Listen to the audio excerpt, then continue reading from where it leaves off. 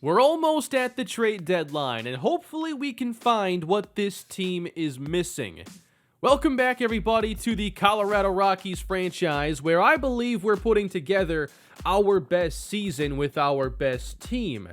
This team does have its flaws, though, and you can't really dive into the stats and find them, in my opinion, because I think the problems are a combination of the team being inconsistent and just a couple of spots really being a weakness. We are not a bad pitching team. However, German Marquez has not had a good season thus far, and we haven't been able to find that reliable multi-inning reliever all season long. It's been a problem. We've tried 4 or 5 pitchers in this role. I focused a lot of this past offseason on the offense, and we're a great home run hitting team. We might not get on base as much as I would like, but we're better than we've been. The lineup is much deeper. However, I still think we could look at our bench and do something there. I like Connor Joe coming off the bench. Dom Thompson-Williams has had his moments and he's a good defender, but it still feels like the bench is also a weakness. So what do we do with very little money to spend, because I already spent all of it building this team? Well, my big move here is going to be to try to do something that solves a couple of problems all at once. And I have come to the conclusion now that Austin Gomber is expendable. He had the great spring training, has not pitched well this year, and I just don't see what part of his skill set is going to elevate him above being maybe a 5th pitcher in the rotation. He needs something more than just the home run prevention, but he doesn't have great velo or movement. There's nothing else besides home run prevention, I think. But the Orioles do have some interest, and they were already a team that I wanted to make a trade with, and I felt like Anthony Santander would be a perfect addition that would help boost our bench and add depth for our greatest strength in the offense. My plan today was already to trade for John Means, who will be a free agent at the end of this season. He's not a game-changing pitcher, but he's had good years in the series, and I think would give us the stability and allow us to move German Marquez into the bullpen while he has a down season. He doesn't have great strikeout numbers, and he does actually give up a few more home runs than I would like, but I think this is a necessary move, and we can't afford to do a whole lot else. Brendan Rodgers, I wanted to include in this trade, as he just has not panned out for us, but other teams still view him as a player with potential.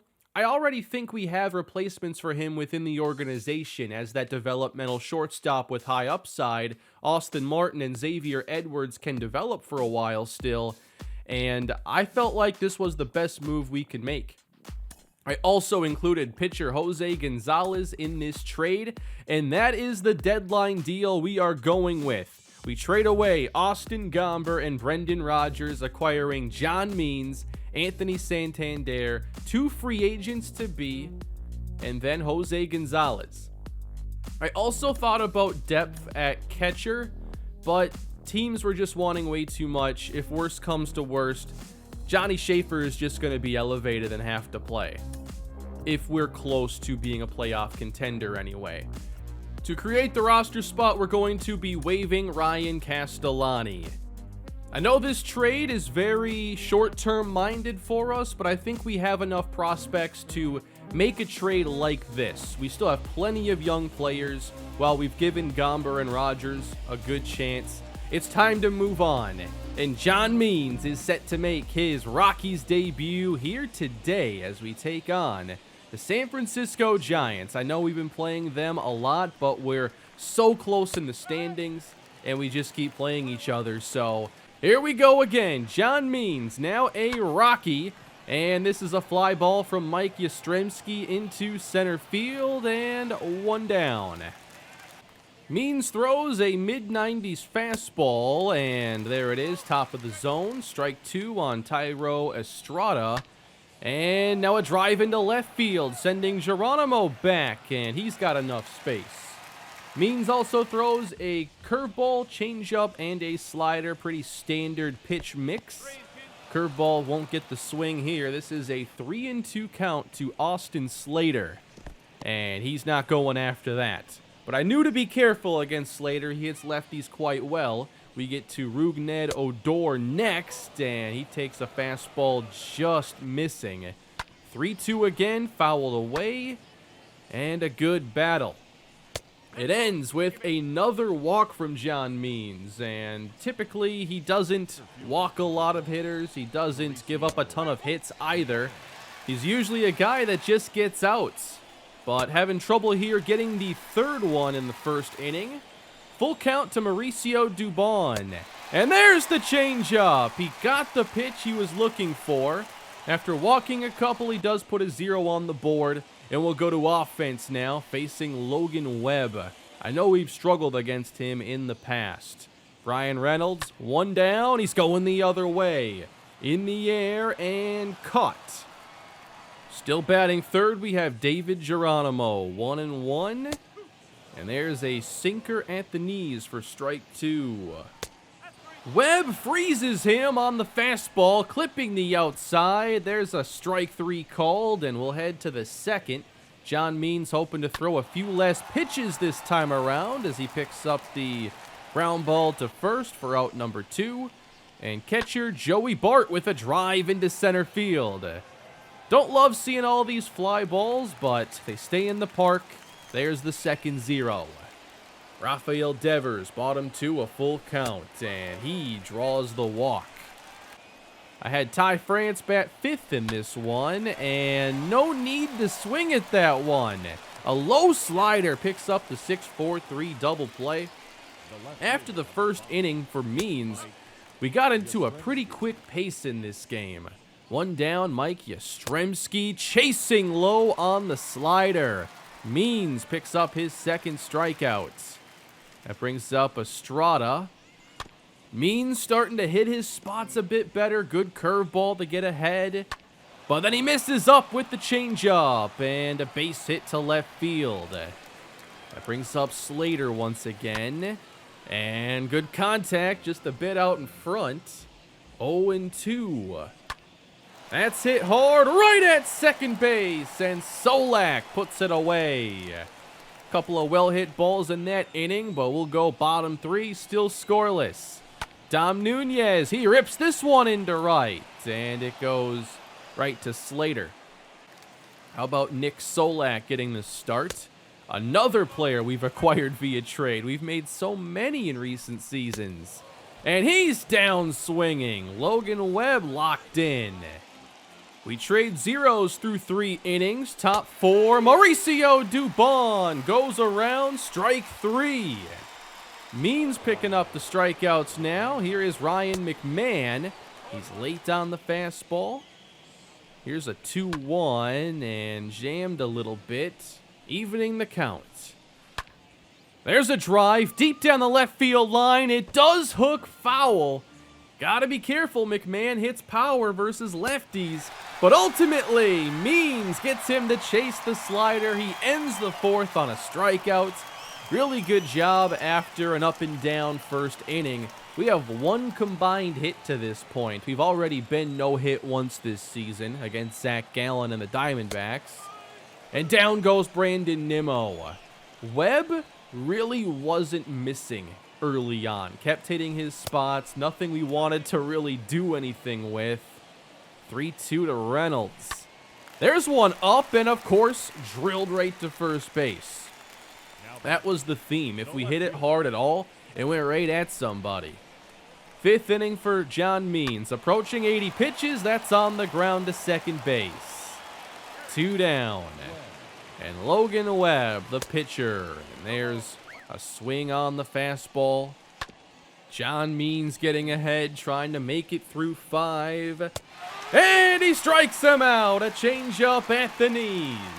Great Rockies debut for John Means. He goes 5, only allows 1 hit. He did his job. But we got to get some offense now. Rafael Devers, 21 homers on the season, 59 RBIs. Good strike again from Logan Webb. 2 strikes. And that's low. Devers works this count full.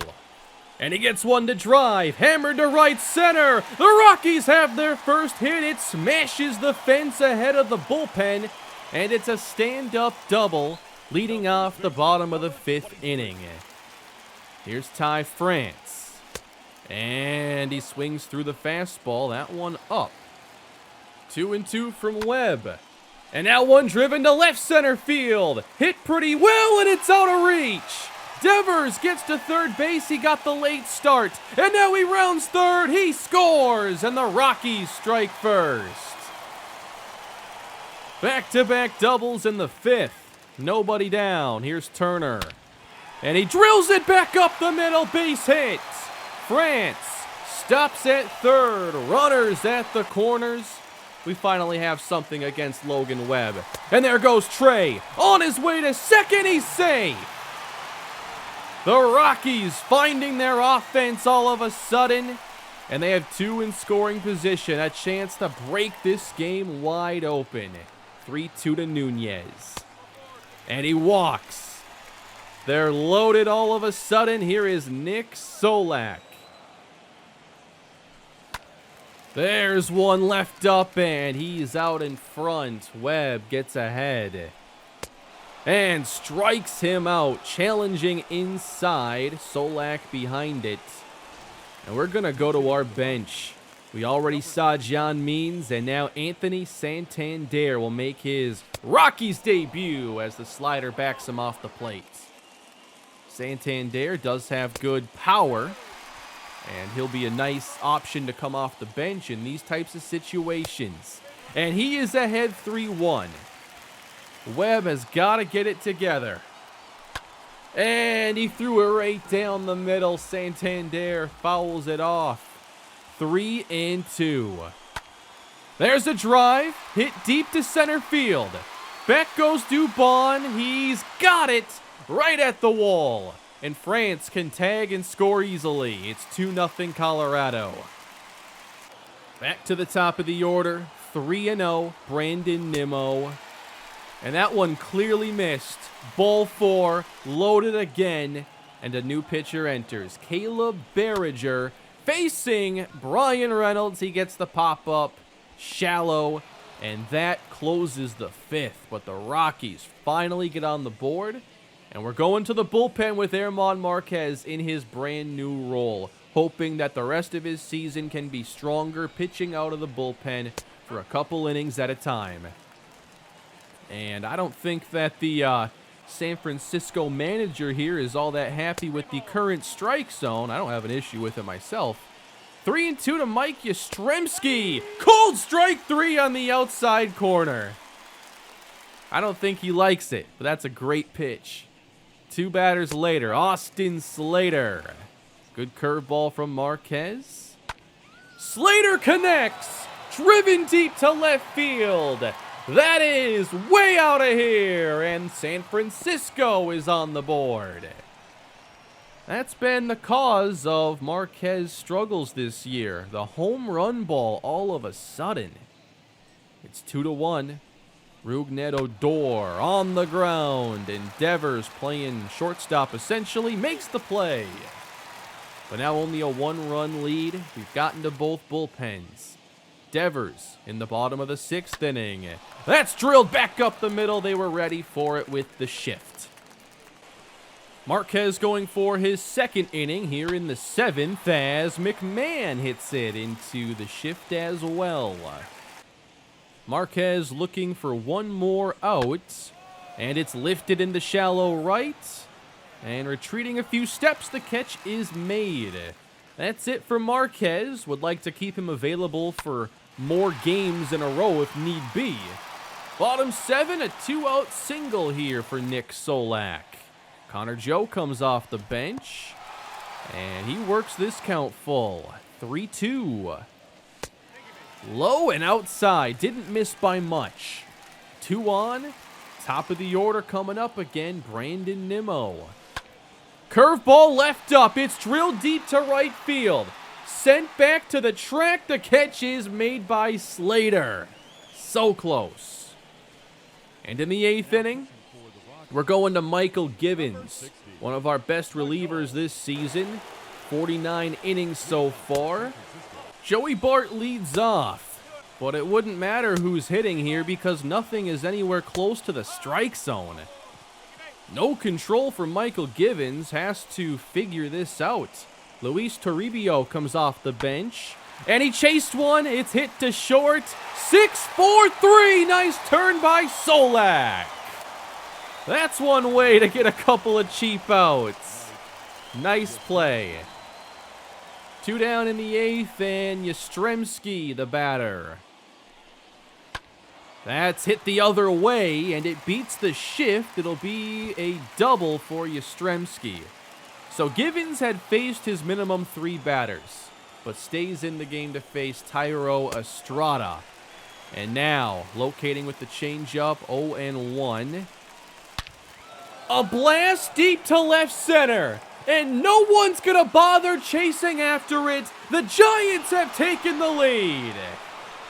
Estrada with a 457-foot homer. And the energy sucked out of the stadium with a go-ahead home run. I thought about maybe taking Gibbons out, but I think with just needing 1 out, I thought he could get it. It was clear from the first pitch he didn't have his best stuff, and for the first time, the Rockies trail. Bottom of the 8th, 1 down. A drive from Geronimo. Back goes Yastrzemski. He leaps and it's over his head. Almost left. It bounces back toward the field of play, and Geronimo has a double. Got out in front of this one. Elevated it. Just needed a little bit more. In scoring position for Devers. And a base hit center field! Waving around Geronimo! The throw is offline! This game is tied! Colorado resilient in the bottom of the 8th inning. And now look to take the lead. Reyes Maranta stays in, and that's a ground ball to short. 6-4-3 double play. That takes us to the 9th inning. And we're going to bring out Jose Alvarado. A drive by Odor. It's foul. Gotta be careful with him. If he squares one up, it's out of here. But he also will chase from time to time. Alvarado picks up the big strikeout. I'm sure Ryan McMahon would love to do some damage against his former team. 2 down, 3-1. Fouls off the cutter. Count runs full. Got him with the curveball. Alvarado with a quick 0, and we go bottom 9. Not a save situation, but these games are so critical. The Giants bring out Edwin Diaz anyway. Leading off the 9th for Colorado, here's Trey Turner upstairs. He can't catch up. Triple-digit strikeout. Dom Nunez, he's late. He strikes out on the high heat, quickly 2 down. And that brings up Solak.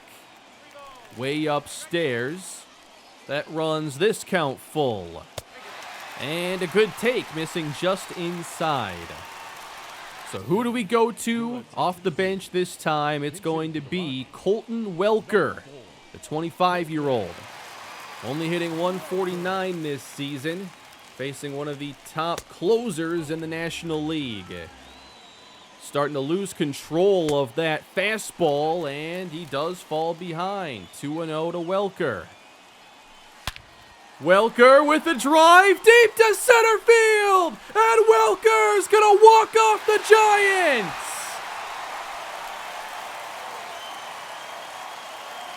On his 2nd career home run in the big leagues. 485 feet to win it for the Rockies. What a win for this team. You never know who it's going to be, and for the first time in his career, Welker has his key moment when the Rockies desperately needed it. Sitting 2-0 there, it was going to be a power swing or bust. And he almost hit that ball 500 feet. I brought in Welker because of his plate vision just being the best overall. There were 2 down and a runner on. I just wanted him to extend the inning at least. But we were pretty patient in that inning, and Diaz started to lose control of that fastball, and that allowed us to play so much more patiently to our advantage. A fantastic win for the Rockies, but I'm not quite done yet today.